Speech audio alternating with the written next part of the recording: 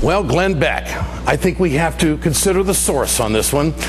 This guy, he's one of these guys who throws nasty jabs out there and then goes and hides behind his plastic Jesus. Yeah, he's one of them. You see, his culture and roots actually come from an FM radio shock jock career. Nowhere in his background is this guy a credited newsman. Does he even have a degree?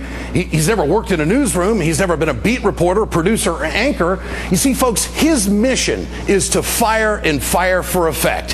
He appeals to the Joe the Plumbers of the world. He's one of these flag rappers. You know, these guys that are out there that wrap themselves in the flag and then pretend that they're so much more patriotic and love the country so much more than you do. Now let's get to this racist thing. This is not a freedom of speech issue. Here's what Beck said about President Obama.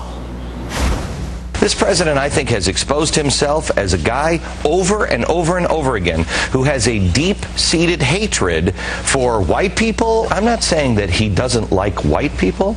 I'm saying he has a problem. This guy is, I believe, a racist.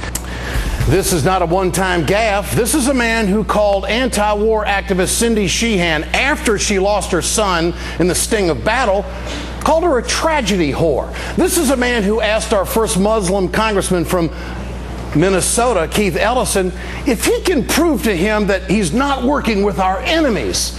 Fox News has distanced itself from Beck's comments about President Obama. They put out a statement today saying Glenn Beck expressed a personal opinion which represented his own views, not those of the Fox News channel. And as with all commentators in the news channel business, he is given the freedom to express his opinions.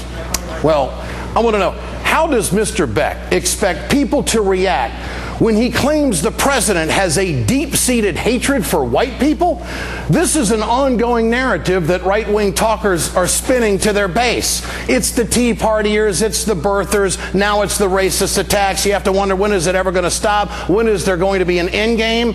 I'll tell you when there's an end game: when the American people are ready to give distinct definition that this guy is a hate merchant, he peddles hate. And you know, in this business, folks, we can do all kinds of stuff to get ratings. Oh, absolutely. There's all kinds of stories out there. There's all kinds of topics out there. You'd be surprised what we can come up with to get ratings. But the fact is, this man has decided to sell hate on the man you elected to be president of the United States. How sad. By the way, when you talk about hate speech, this is a very, very interesting issue also.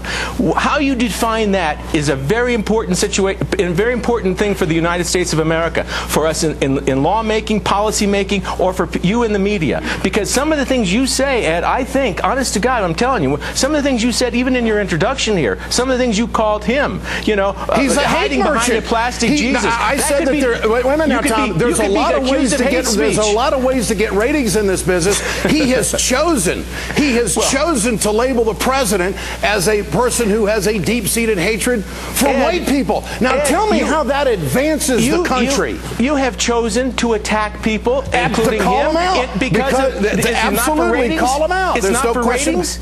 No, it's not for ratings. We're in the rating business. Well, of course. Look, here's the bottom line here. There is someone out there who is using freedom of speech and hiding behind that to be a merchant of hate and to push the issue on people that is simply not true, and he cannot back it up with any instances. And I think your instance of Sonia Sotomayor is really a reach. Why did any Republicans vote for her, Tom? Well, they had their own reasons, I'm sure. Okay. Most so of them, you got I think, Republicans voting for racists now. They're called, you got votes. You got Republicans now, who are if you ask me a question, you're going to let me answer it or not? Well, you're saying that you got Republicans voting for racists because you've got Sonia Sotomayor in the Supreme Court now. Okay, big deal. So what? It's votes. Okay. I mean, they want votes. Ed, you cannot use your line of discussion here in terms of the way people talk on television, the kind of language they use. I'm telling you, you could be hung on your own petard on this. Oh no. You get pretty wild there, and sometimes you could go off the reservation. Tom, with some don't of the worry. stuff you say. Tom, I'm not going to put you in psycho talk for that one. Good to have you with us tonight. All right.